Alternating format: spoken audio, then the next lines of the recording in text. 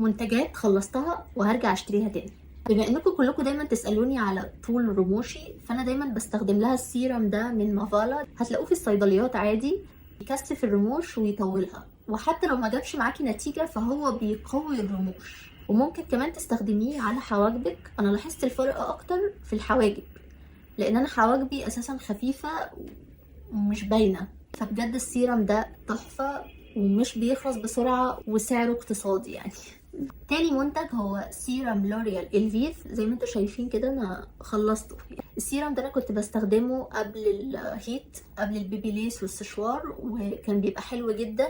حتى لما اغسل شعري مش بحس ان شعري خلاص اتحرق من المكوى ولا الحرارة او كده، لا، شعري بيفضل مترطب وحلو.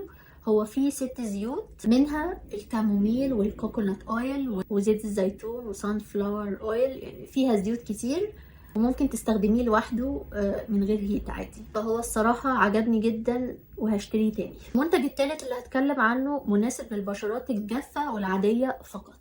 لو انتي مش لاقية مزيل ميك اب مناسب لبشرتك الجافة، بالاخص لو انتي عندك مثلا اكزيما او جفاف زائد عن اللزوم، فاحسن حاجة انك تستخدمي زيت جوز الهند في ازالة المكياج، بعدها تغسلي بالمية.